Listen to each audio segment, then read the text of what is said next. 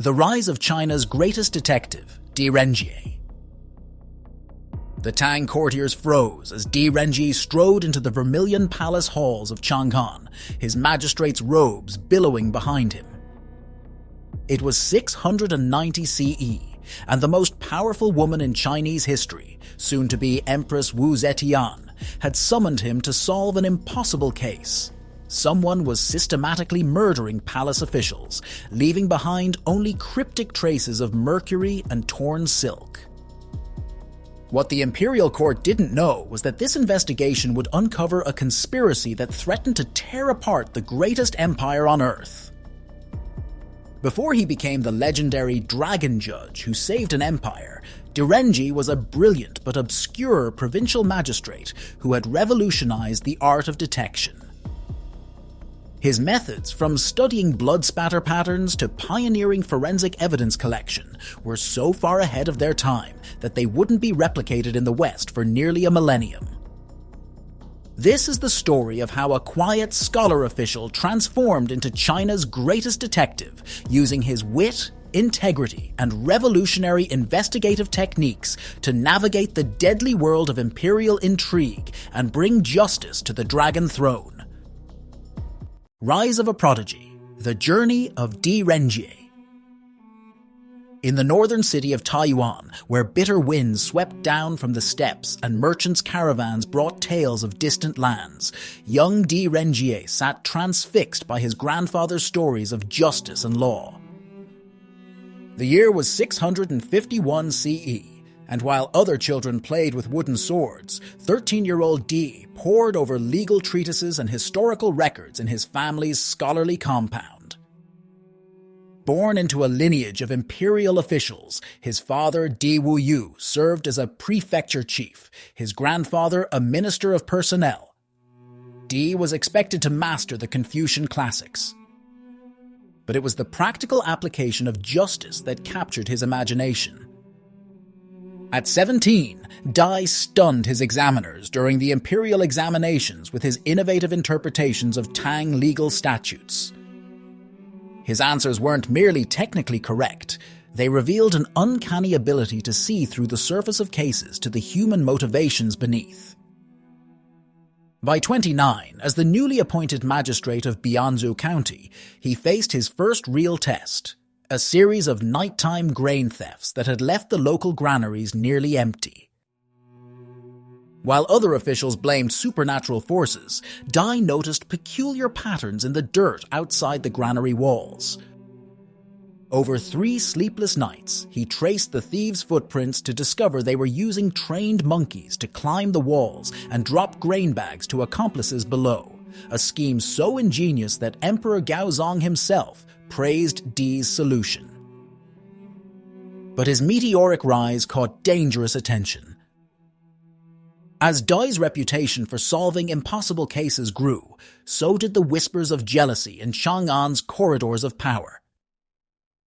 When he exposed a powerful magistrate's nephew for murder in 675 CE, the political knives came out. The case seemed straightforward. A merchant found dead in an alley, the nephew's distinctive sword nearby. But Di's investigation revealed a complex plot involving mistaken identity and carefully planted evidence. His pursuit of justice, regardless of the perpetrator's status, won him powerful enemies. And one very influential admirer, the formidable future Empress Wu Zetian, who recognized in the young magistrate a mind as sharp as her own. News of his investigative prowess spread throughout the empire. Officials began sending him their most puzzling cases, and soon stories of the magistrate who could see through walls reached the imperial court. But as Di would soon discover, solving crimes in the provinces was nothing compared to the lethal games of power that awaited him in the dragon's capital. The skills he had honed in Bianzhou would be tested against the deadliest opponents of all, those who killed with a smile and wielded power like a poisoned blade in the shadows of the imperial palace. The perfect storm. The summer of 680 CE brought suffocating heat to Chang'an, but inside the imperial palace, a different kind of storm was brewing. Empress Wu, not yet the sovereign ruler, but already wielding tremendous influence through her husband, Emperor Gaozong, was systematically dismantling the power structures that had kept women from the throne for centuries. Her enemies whispered that she was a ruthless usurper. Her supporters celebrated her as a revolutionary leader. But in Huainan province, far from the capital's intrigues, Renjie was about to stumble upon a case that would draw him inexorably into this political maelstrom. It began with a tax ledger. While reviewing provincial accounts, Dai noticed subtle discrepancies in the grain tallies, microscopic adjustments that, when accumulated across thousands of entries, revealed massive corruption. The trail led to Lai Junshin, one of Empress Wu's most trusted officials, who had built a network of informants and false accusations to eliminate his rivals. Dai faced a devastating choice: expose the corruption and risk being branded an enemy of the throne, or remain silent and betray everything he stood for. In a masterful move that would become legendary, he presented his evidence by focusing on the local officials while carefully documenting how they had deceived their superiors, including Lai himself. Rather than attacking Empress Wu's supporter directly, Dai demonstrated how these corrupt officials had undermined her authority and stolen from her treasury. The Empress was impressed not just by Dai's investigative brilliance, but by his political acumen. Here was a man who could uncover the truth without destabilizing the delicate power balance she was trying to maintain. While her other officials rushed to accuse their rivals of treason, Dai methodically built cases that could withstand the harshest scrutiny. As summer turned to autumn, more of Empress Wu's enemies fell to accusations of conspiracy and corruption, but Dai's reputation for incorruptibility only grew stronger.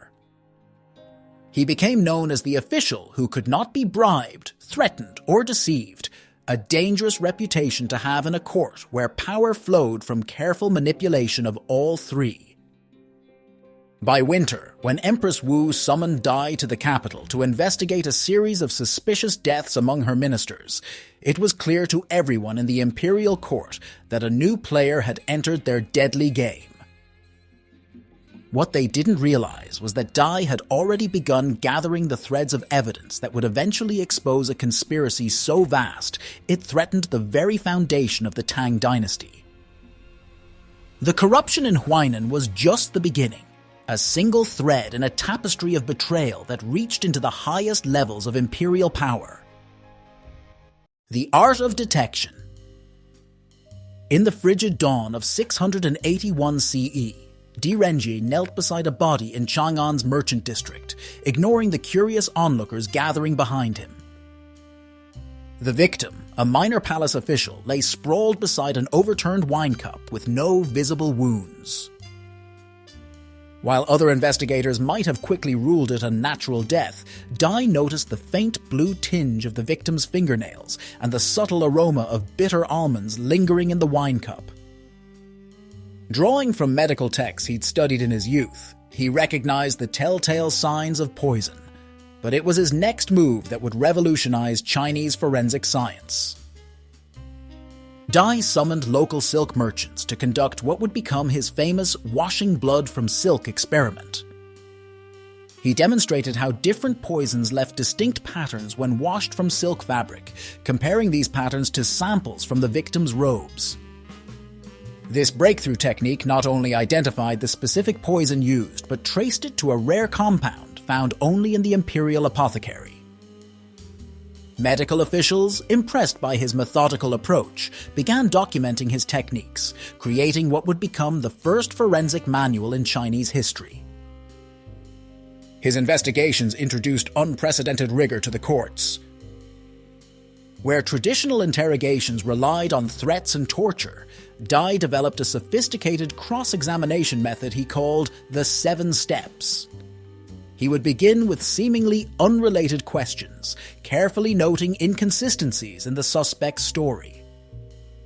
In one famous case, he exposed a murderer by discussing the weather on the day of the crime. The suspect claimed it was raining, but Dai had already documented that particular day was sunny, proving the suspect's entire alibi was fabricated. He combined this psychological approach with physical evidence, pioneering the use of footprint analysis and handwriting comparison. But Dai's most controversial innovation came from his insistence on examining crime scenes personally, a radical departure from the usual practice of officials delegating investigations to subordinates. In 682 CE, when faced with a series of mysterious fires in the imperial silk warehouses, he discovered tiny glass shards at each site. These shards, he proved, acted as magnifying glasses in the sunlight, strategically placed to ignite the precious silks at specific times. This level of hands-on investigation was unprecedented for an official of his rank, but it allowed him to uncover an elaborate plot by foreign merchants to manipulate silk prices. The case established what Dai called his 3 principles of investigation: personal observation, physical evidence, and logical deduction, methods that wouldn't become standard practice in Western detection until the 19th century. As Dai's reputation grew, other officials began sending him their most perplexing cases. But his greatest test lay ahead, a case that would require every investigative technique in his arsenal, plus some he hadn't yet invented. The Imperial Palace was about to become his most challenging crime scene, and the stakes would be nothing less than the future of the Tang Dynasty itself. The Chancellor's Gambit. The whispers reached Renjie at midnight. Crown Prince Lixian had been accused of plotting against his own mother, Empress Wu. It was 683 CE, and as the newly appointed metropolitan governor of the capital region, Dai knew the accusation was almost certainly false, but proving it would require navigating the deadliest political labyrinth in Chinese history. The evidence against the crown prince seemed overwhelming. Intercepted letters, witness testimonies, and even a cache of weapons discovered in his private quarters. Yet something about the case made Dai's instincts bristle. Working through the night in his study, surrounded by stacks of court documents, Dai spotted an anomaly that everyone else had missed. The ancient sword found in Lixian's quarters bore metalworking techniques that hadn't existed when it was supposedly forged. This discovery led him to Q Shenji, a master craftsman who, under Dai's relentless questioning, confessed to fabricating evidence under orders from a shadowy group of court officials. These officials, Dai discovered, were secretly backing WU's youngest son, Li Dan, for the throne. With the crown prince's life hanging by a thread, Dai made the boldest move of his career. During a public audience with Empress Wu, he presented not just evidence of the conspiracy, but a brilliant analysis of how such a plot would inevitably lead to civil war. His argument hinged on an obscure historical precedent from the Han Dynasty, a succession crisis that had torn China apart 4 centuries earlier. Using his renowned powers of deduction, Dai demonstrated how the same forces were aligning again, hidden behind the false accusations against Lixian. The throne room fell silent as Dai concluded his presentation. For long moments, Empress Wu said nothing, her face unreadable. Then she did something unprecedented. She ordered an immediate public investigation of the accusations, with Dai himself leading it. Over the next 3 days, in front of the assembled court, Dai systematically dismantled the conspiracy. His cross-examinations were masterpieces of psychological insight, forcing confessions without torture or threats. When he finally proved Lixian's innocence, even the Empress's most hardened advisors were impressed. But Dai's victory came at a price. Though he had saved the crown prince and prevented a civil war, he had also exposed the ruthless ambitions lurking within the imperial court. As he left the palace that evening, Dai knew he had crossed a line. He had transformed from a mere investigator into a player in the empire's greatest power struggle, and his next case would make the fight for the crown prince seem like a minor skirmish in comparison. Shadows in the Palace. In the spring of 684 CE, death stalked the corridors of power. 4 of Empress Wu's ministers had died in quick succession, each found in their private chambers, with no signs of violence. The palace physicians called it natural causes, but Renjie saw patterns where others saw coincidence. Each victim had dined at the same imperial banquet hall. Each had received a gift of rare Ming Dynasty porcelain. And each had supported Crown Prince Li Xian's right to succession. The investigation led Dai into the labyrinthine world of palace servants, where he discovered an intricate network of spies and poisoners centered around the notorious Lai Junshin. Using his pioneering forensic techniques, Dai identified trace amounts of a sophisticated poison derived from processed aconite root in the glaze of the antique porcelain cups. The poison was ingenious. It would only leach into hot tea, leaving no trace in cold liquids. When heated, the toxic glaze released an invisible, tasteless compound that induced symptoms mimicking heart failure. Dai's breakthroughs came at a deadly cost. 2 of his own investigators died mysteriously, and an attempt was made on his life with a poisoned brush, the very tool he used to document his findings. But rather than retreat, Dai set an elaborate trap. He publicly announced his discovery that the murders were linked to a foreign plot, while secretly tracking the palace's internal communication network.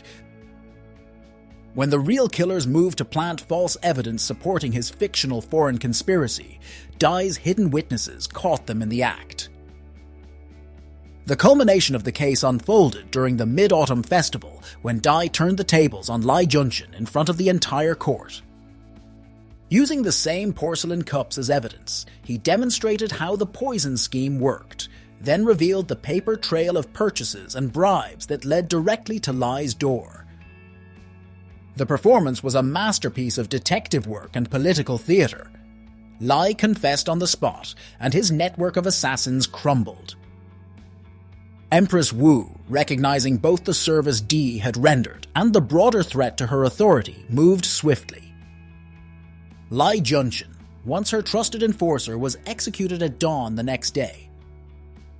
The palace murders case marked a turning point in Chinese history, the moment when forensic evidence triumphed over political power, and when Renjie's reputation transformed from respected investigator to legendary defender of imperial justice. But as Doi wrote in his private journals that night, the real mystery had only begun to unfold. The porcelain poison plot was merely one strand in a larger web, a web that would soon threaten not just individual lives, but the very foundation of the empire itself. Empire at the brink. The death of Emperor Gaozong in 683 CE had set forces in motion that would culminate in the most dangerous period of the Tang Dynasty. By 690 CE, as Empress Wu prepared to declare herself the first and only female emperor of China, renaming the dynasty from Tang to Zhou, the empire teetered on the edge of civil war. Assassination attempts, rebel armies, and court conspiracies threatened to tear apart the most powerful empire on Earth. Into this maelstrom stepped Renjie, now serving as imperial censor, the empire's highest investigative authority. During the Dragon Boat Festival of that year, Dai received an encrypted message warning of a plot to overthrow the government. The warning came in the form of a traditional festival dumpling, but hidden inside was a silk paper containing fragments of what appeared to be military orders. Working through the night, Dai discovered that certain characters, when combined with the dates of troop movements he had been monitoring, revealed a massive conspiracy. Powerful nobles had positioned armies disguised as merchant caravans throughout the empire, waiting for a signal to strike during the upcoming imperial ceremony. Rather than immediately arrest the conspirators, Dai employed a strategy that would become legendary in Chinese military history.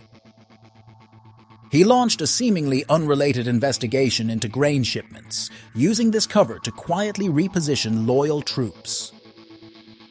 Each arrest of a corrupt grain official allowed him to disrupt the rebels' supply lines without alerting them to his true purpose. When the conspirators finally launched their coup attempt during Empress Wu's ceremony, they found their forces had been systematically isolated and surrounded.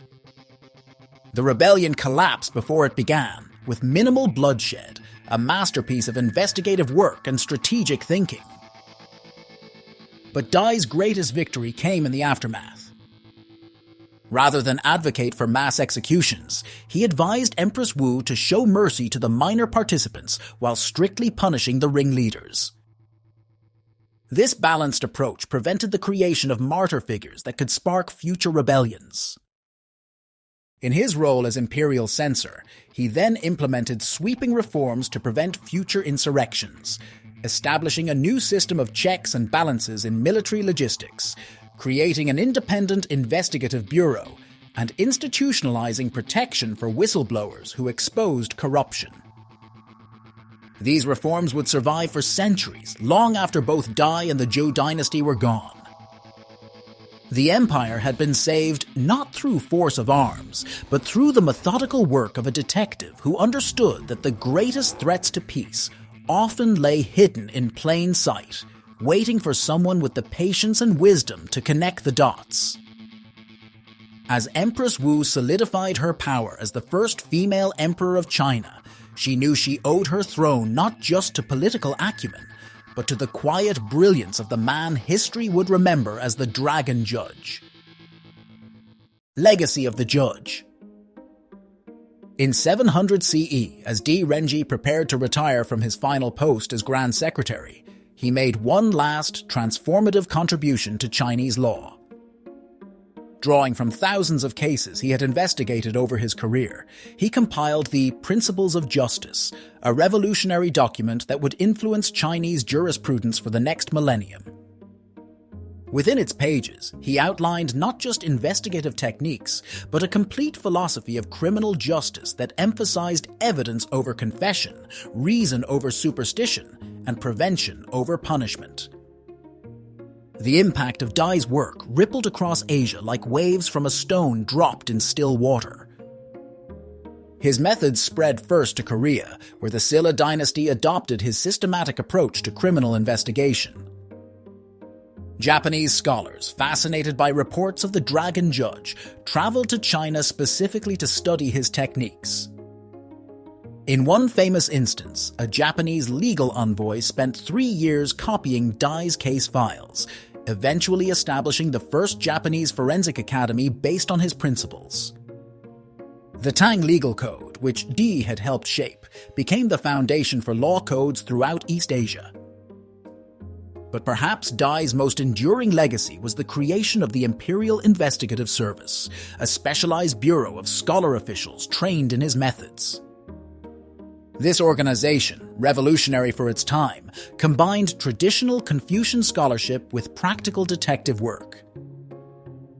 Its members were required to master both classical texts and forensic techniques, creating a new class of official investigators who served as models for law enforcement across Asia.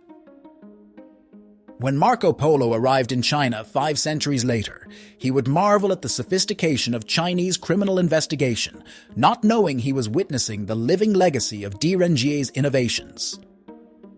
On his last day in office, Dai made an unprecedented request of Empress Wu that all his case files be preserved not in the imperial archives, but in public libraries where future generations of investigators could study them. This final act perfectly encapsulated his philosophy that justice was not the province of rulers alone, but a light that should illuminate the entire empire. As he walked out of the vermilion gates of Chang'an for the last time, the old detective could not have known that his methods would still be studied 13 centuries later, or that his name would become synonymous with justice itself in Chinese culture. The real criminal cases he solved would inspire countless stories, from ancient theater to modern television, but none would prove more fascinating than the true tale of how a brilliant investigator saved an empire through the power of reason, evidence, and an unwavering commitment to truth. The Eternal Detective, Renjie's Timeless Legacy. The year is 2025, and in a Beijing university classroom, forensic students still study Renjie's methods, particularly his groundbreaking work on trace evidence and logical deduction. But they aren't alone. At the Shanghai Police Academy, detectives in training analyze his case files, marveling at how a 7th century investigator managed to solve crimes that would challenge even modern forensic labs. His case of the poisoned porcelain, with its sophisticated understanding of chemical reactions, has become a standard teaching tool in Chinese criminology courses. What makes Renjie's legacy unique isn't just his detective work, it's how he transformed the very concept of justice in East Asia. His insistence on evidence-based investigation dealt a decisive blow to the ancient practice of conviction through confession, often obtained by torture. Modern Chinese legal scholars point to specific principles in their current legal code that can be traced directly to Dee's reforms.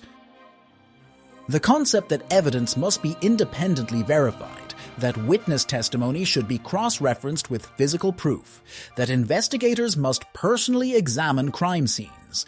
All these fundamentals of modern criminal investigation were revolutionary ideas when Dee first implemented them 13 centuries ago. Perhaps the most remarkable aspect of Dai's legacy is how it transcended the boundaries of time and culture. The principles he established, the importance of physical evidence, the power of logical deduction, the need for investigators to remain independent from political pressure, would be independently rediscovered by Western detectives like Scotland Yard's first detectives and fictionalized by authors like Sir Arthur Conan Doyle, who likely never knew that a Tang Dynasty official had pioneered similar methods centuries earlier. Today, as police forces worldwide grapple with the challenges of modern crime, Renjie's core message remains as relevant as ever, that justice depends not on power or authority, but on the patient, methodical pursuit of truth through evidence and reason. In modern China, Renjie is more than a historical figure. He's a cultural icon whose influence spans art, literature, film, and law. But his greatest achievement might be this. In an age of imperial power and political intrigue, he proved that truth and justice could triumph through the power of reason alone. As new generations of detectives face their own impossible cases, they still find inspiration in the methods of China's greatest detective, the incorruptible judge who saved an empire through the power of his mind.